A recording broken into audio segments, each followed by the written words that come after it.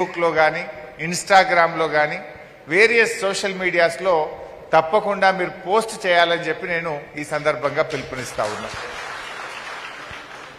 November 29 నుంచి December 9 దాకా post చేయండి. రోజొక్కటి చేయొచ్చు. చాలా ఉంటాయి మీ దగ్గర ఉద్యమ పోరాట చిహ్నాలు. రోజొక్కటి పోస్ట్ చేయండి. నవంబర్ 29 నాడు పొద్దున స్టార్ట్ చేసి రోజొక్క సోషల్ మీడియా పోస్ట్ చేయండి. ఇన్స్టాగ్రామ్లో, ట్విట్టర్లో, ఫేస్బుక్లో తప్పకుండా పోస్ట్ చేయండి. ఆనాటి ఉద్యమ జ్ఞాపకాల్ని నెమరు వేసుకుందాం. ఆ ఉద్యమ స్ఫూర్తిని మళ్ళీ రగిలిద్దాం. నిజంగా చెప్పాలంటే కేసీఆర్ లేని తెలంగాణ లేదు. ఇవాళ ఎవడెవడో ఏదేదో మాట్లాడుతుండు. అసలు కలలో కూడా కేసీఆర్ తెలంగాణకు నష్టమయ్యే పని చేస్తాడు. ఆయన ప్రాణాన్నే లెక్క చేయకుండా ప్రాణాన్నే ఫనంగా పెట్టి తెలంగాణ తెచ్చిన మహనీయుడు కేసీఆర్. ఇవాళ ఆయనను పట్టుకొని రేవంత్ రెడ్డి అండ్ ఓ గ్యాంగ్ ఉన్నది, వాళ్ళు ఇష్టం వచ్చినట్టుగా మాట్లాడుతూ ఉన్నారు ఈరోజు. అసలు కేసీఆర్ గారు ఆయన కలలో కూడా తెలంగాణకు నష్టమయ్యే పని చేయడు. ఎప్పుడూ తెలంగాణ కోసం కలలు కన్నడు, తెలంగాణ కోసం పోరాటం చేసిండు, తెలంగాణ కోసం త్యాగానికి సిద్ధపడ్డాడు. కొన్ని దశాబ్దాల కలను నిజం చేసిండు, కోట్ల మంది ఆకాంక్షల్ని నెరవేర్చిండు కేసీఆర్. అలా ఆ కేసీఆర్ గారు ఇలా తెలంగాణను 10 ఏళ్లు పాలించి అద్భుతంగా ఈ రాష్ట్రాన్ని దేశానికి దిక్సూచిగా నిలిపిండు. అబద్ధాలు చెప్పి మాయమాటలు చెప్పి ఇవాళ అధికారంలోకి వచ్చింది కాంగ్రెస్. 42% బీసీ రిజర్వేషన్ అన్నారు, ఉన్నది కూడా కొట్టారు. కేసీఆర్ గారు ఉండగా 24% ఉండే, ఇవాళ 17% కూడా రాలే. 17% కూడా రాలే. కొండంత రాగం పాడి ఏదో గాడిద పాట పాడింది అన్నట్టు కొండంత రాగం తీసిండు. 42 అని నాటకాలు ఆడిండు. ఉన్న 24 కూడా కొట్టిండు. ఇలా 17% పరిమితం చేసిండు.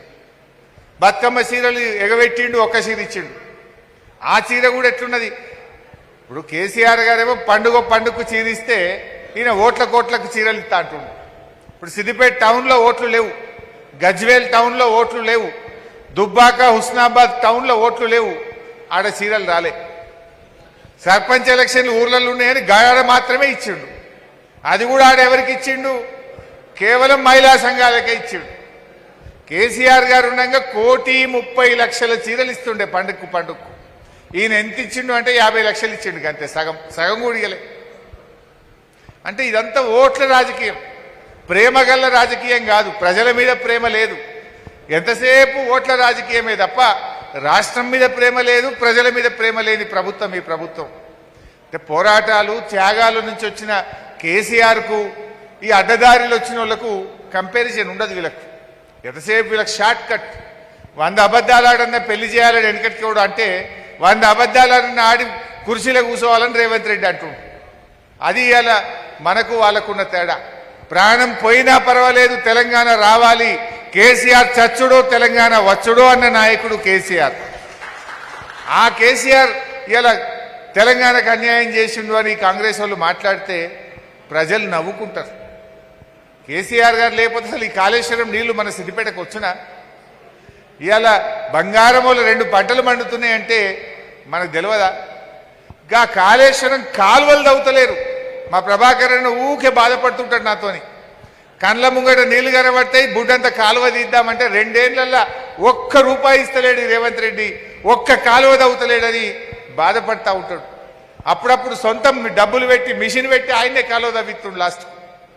అంటే ఇవాళ ఎందుకు దవ్వుతలేడు కాలువ? కాళేశ్వరం కూలిందని అబద్ధం ఆడే. కాలువ దవ్వి నీళ్ళు ఇస్తే అవి ఎట్లా వారుతున్నాయి రా అంటారు జనం. ఇప్పుడు రంగనాయక సాగర్లో నిండా నీళ్లు ఉన్నాయి, మల్లన్న సాగర్లో నిండా నీళ్లు ఉన్నాయి, కొండపోచమ్మ సాగర్లో నిండా నీళ్ళే ఉండే కాళేశ్వరం నడవనే పట్టే మోటార్లు. కాలువ దవ్వి నీళ్ళు ఇస్తే